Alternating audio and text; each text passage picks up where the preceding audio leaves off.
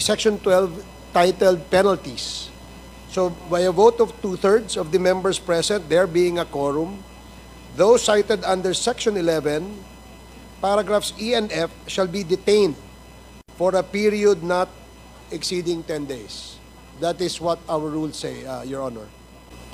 Thank you, Your Honor. I was hoping to be given an opportunity to be heard. It was an honest mistake, Your Honor. I have also been a member of this chamber.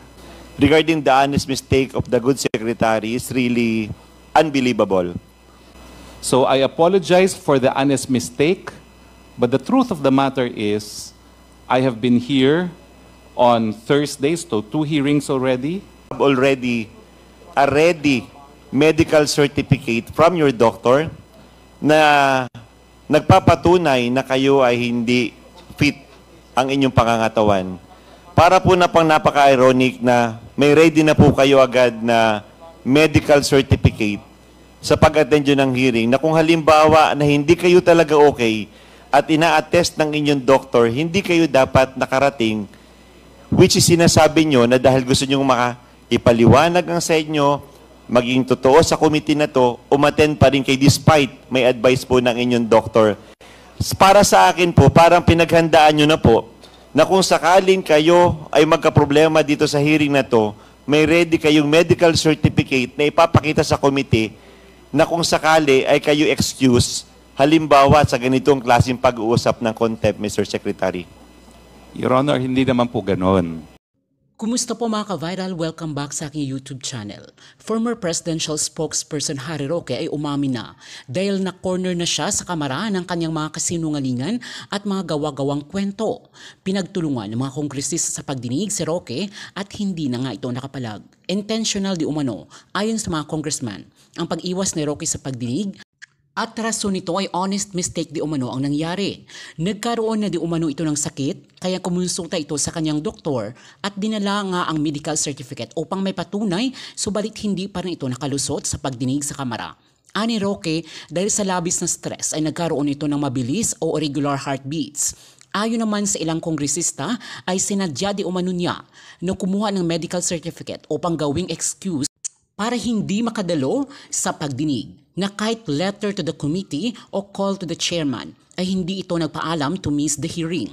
Ayon sa mga congressmen ay parang umiiwas na ito sa investigasyon o baka wala na nga itong mahanap na palusot upang hindi mabuking. Patuloy pa rin kasi itong naninindigan na hindi siya abogado ng Lucky South 99 at abogado lamang siya ng Whirlwind Corporation.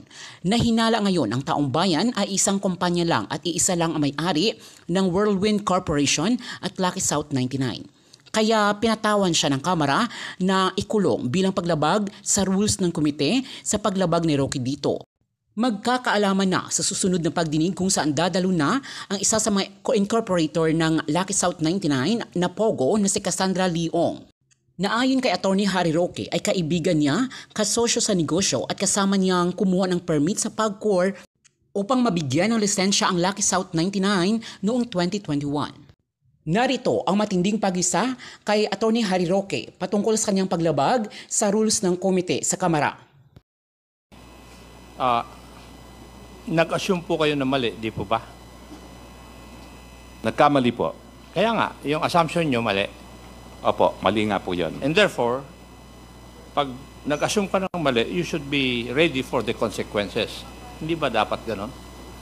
Yes po, but there was no intent to disrespect this chamber. I'm not asking whether you have the intent. Ang tinatanong ko lang po doon is, kung nag-assume po kayo ng mali, hindi po ba dapat tanggapin ninyo yung consequences? I will of course accept the consequences, the decision of this body, but since I was given an opportunity to be heard, I thought that there should be allowance for honest mistakes. Kasi, pagpasensya mo na ako. Kasi ako, I know that you have been practicing as a lawyer for a long time. Di po ba? Yes, Your Honor. And as a practicing lawyer, lahat po ng schedule ninyo nakalagay. For example, for the week, kung ano ang hearing mo for the week, ano yung appointment mo, nakalagay po. Di po ba? Totoo po yun. Kaya nga po, doon sa certificate, talagang may hearing po ako nung Thursday. And mali nga lang po yung assumption ko na yung sumunod na hearing ay hindi na pala Thursday dahil So, puro Thursday po tayo. Ang ibig nyo pong sabihin, wala sa schedule ninyo yung dapat umattend kayo ng hearing sa Friday, nung Friday? Yun nga po, nailagay ko po siya ng Thursday kasi every Thursday po yung hearing natin. Then, as it is, kayo po lahat ang may kasalanan. Wala. Opo, pero wala naman. Participation ng iba. Opo, pero wala naman pong intention to disrespect the Hindi ko chamber. po question yung intention nyo. Ang question ko lang, as a practicing lawyer, ang alam ko, yung mga lawyers, meron silang sinusulatan lahat ng kanilang mga schedule. In your case, kung nakalagay yung schedule na yun, dun sa, yung event na yun, sa yung book of schedules, dapat alam ninyo. Sa totoo nga lang po, dahil akala ko Thursday, nakita ko na morning afternoon ng hearing ko, sumulat na ako kaagad to inform the committee as soon as possible dahil ang buong akala ko po talaga Thursday. Attorney Roque, marami na pong namatay dahil sa maling akala. Kindly bear that in mind. Thank you, Mr. Chair. Thank you, Congressman Acop. Congressman Paduano, you're recognized. Thank you, Mr. Chairman. Anyway, tama po yung sinabi ni Chairman Acop na that's your fault and you should face the consequences, di ba? Now, eto lang po.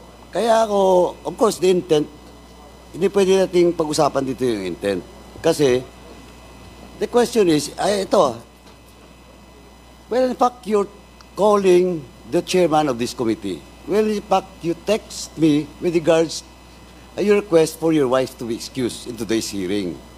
Now, as you mentioned, nalaman mo na after lunch, nag-hearing sa Pampanga. Di ba? At the very least, man lang, sana you texted me, you call me, or you call the chairman na hindi po ako makarating dyan kasi nagkamali ako. But you never do it. Kaya yung question of intent, sabi ko nga, hindi pwede magiging basis for that possible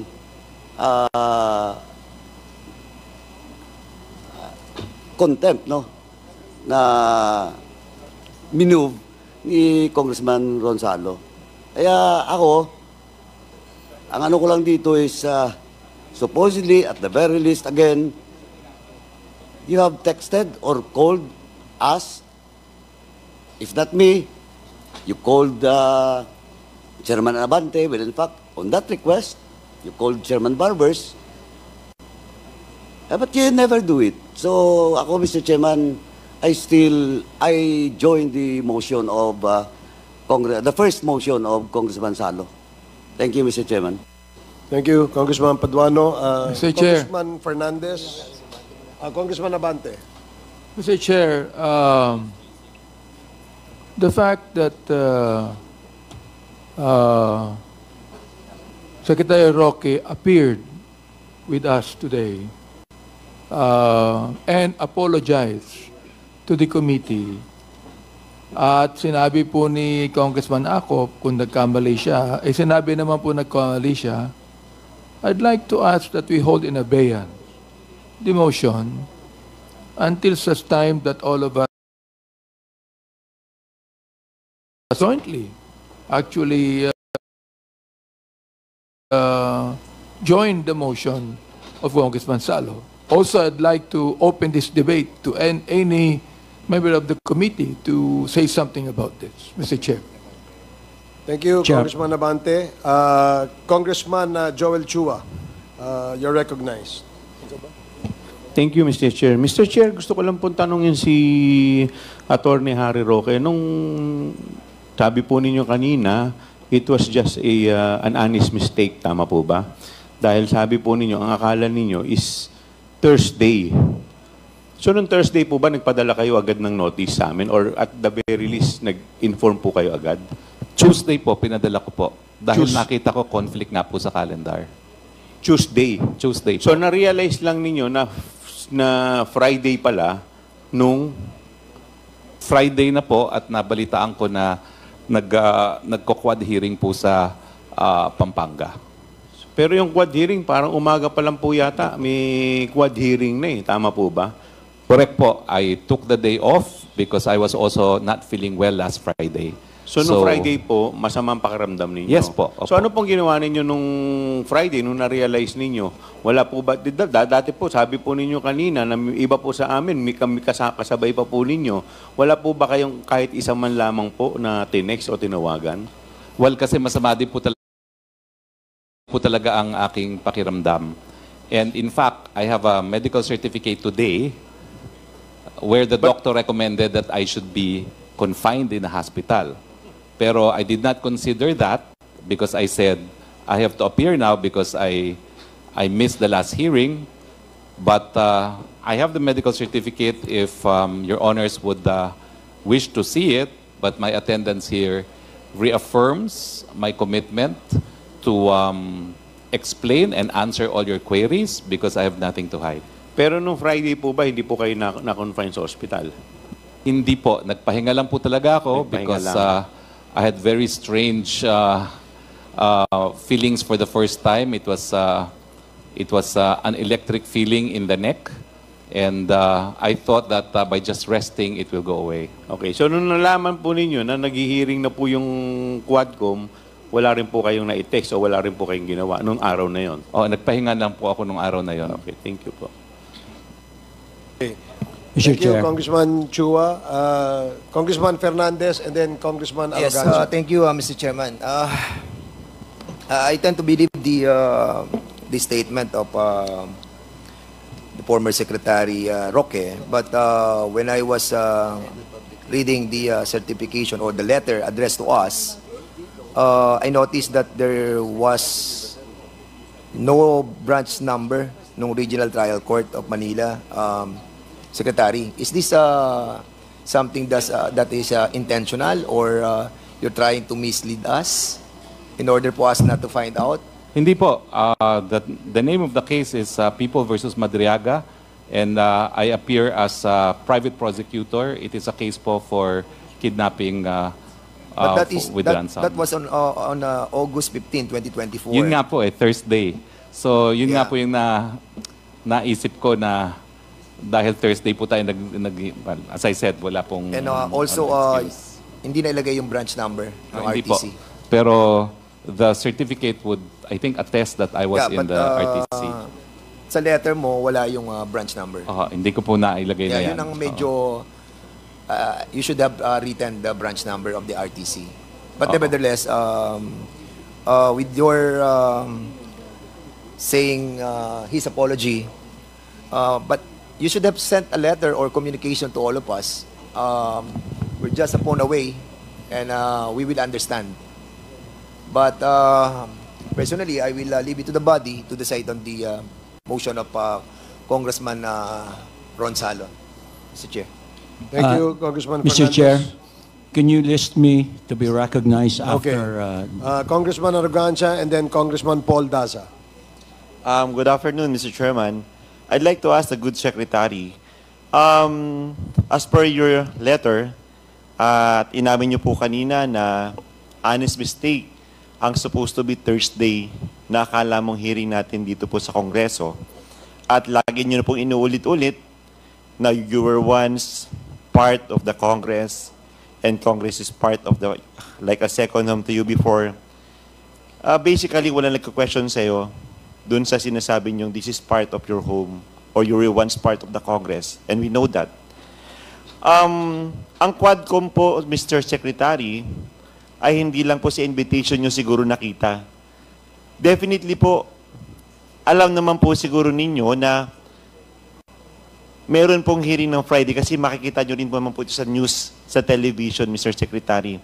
Considering, nakalimutan nyo po ng Thursday na meron po tayong hearing, halimbawa, nagkamali kayo, honest mistake, hindi po ba dapat inalam ninyo kung ano ang naging come up do sa hearing ng Thursday kung sakali halimbawang akala ninyo na merong hearing ng Thursday? Dapat po inalam ninyo na what happened sa hearing.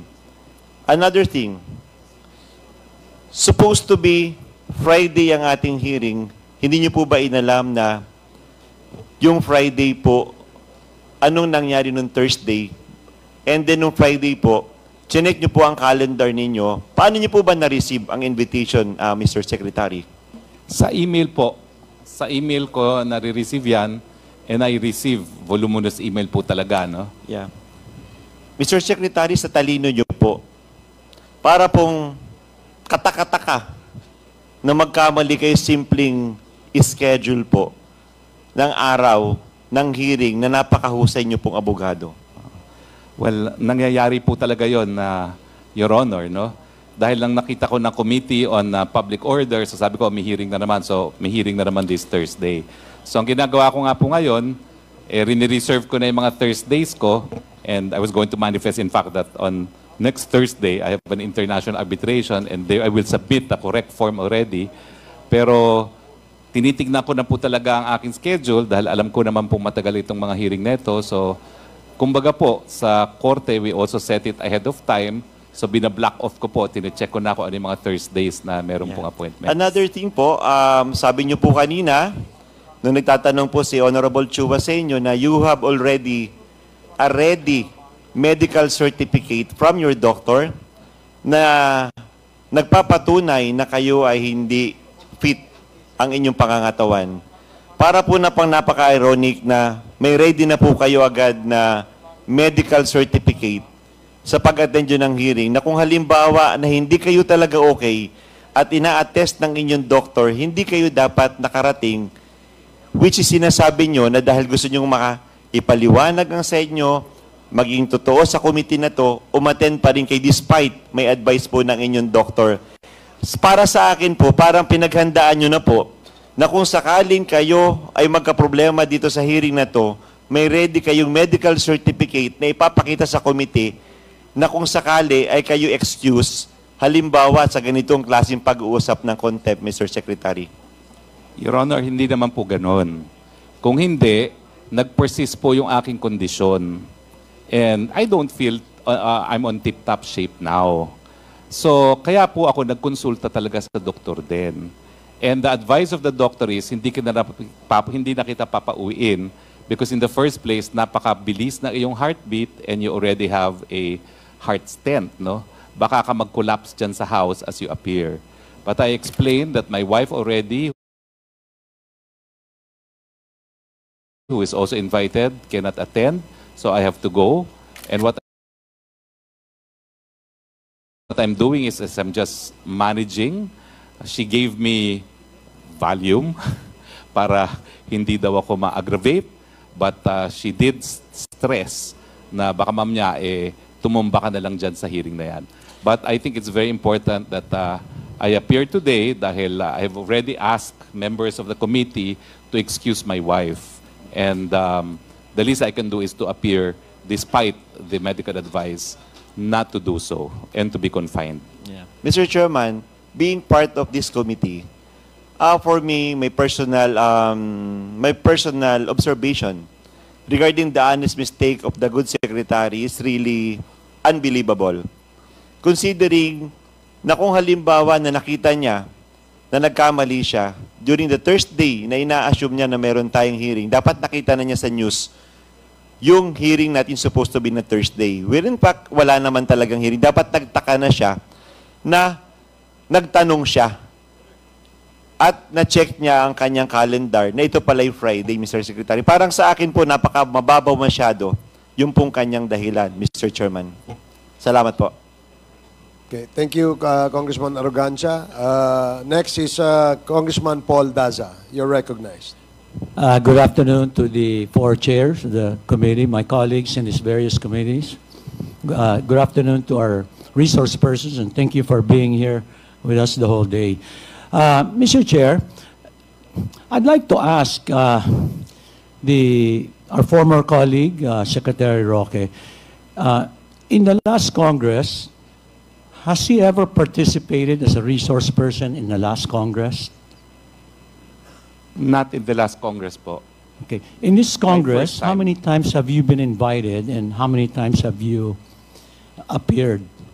Well, I was invited for the 2 times I was here, I was absent for the third, and I was invited for today. So this is my fourth invitation.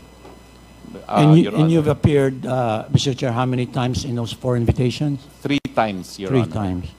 And out of respect for our colleague, I've attended many hearings, Mr. Chair. In fact, just yesterday, we suspended a budget briefing because a secretary had said that he was sick. Secretary Roque is an intelligent person. He could have actually put in his letter, he was sick. He could have put in there, he had a hearing and not put Manila. My point of view is the other way, and we could have never checked. But I think he was good faith. He actually put where the hearing was, and I'm sure he knew that could have been checked. So I'm more inclined to believe that it was an honest mistake, considering that he's here, he's appeared multiple times, and I think the biggest issues are the substance of his various resolutions.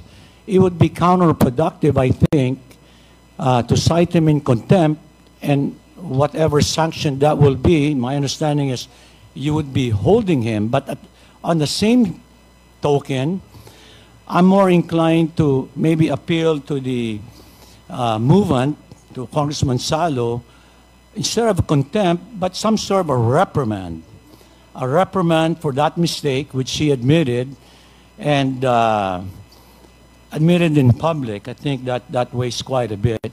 And I'd really like to move forward to the substantive issues, and I think more being here than citing in contempt, which I believe will be some sort of, well, actually, that's my question, Mr. Chair. If the resource person cited in contempt, what does that really mean? Wouldn't that be counterproductive? Because I'm assuming we're going to continue the hearing today.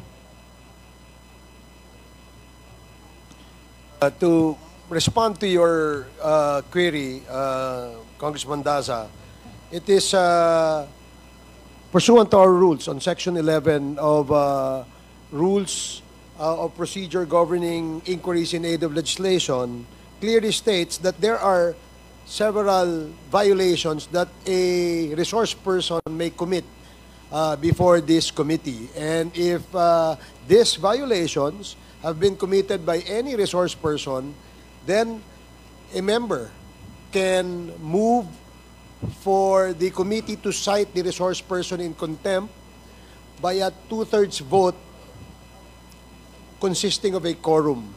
So, in this case, as clearly stated, the violation, as stated in paragraph E of Section 11, which is a contemptible act, Your Honor. So that is the basis, and that is the reason why perhaps the movant has moved to cite our resource person in contempt. Yeah. Thank you, Mr. Chair. My question is, if the motion is carried, what would be the sanction for this situation? Well, if the contempt is carried, what will happen is we will proceed to the next section, the Section 12. Pursuant to Section 12 of the same rules, the Section 12 titled Penalties. So by a vote of 2/3 of the members present, there being a quorum, those cited under Section 11, paragraphs E and F shall be detained for a period not exceeding 10 days. That is what our rules say, Your Honor. Yeah.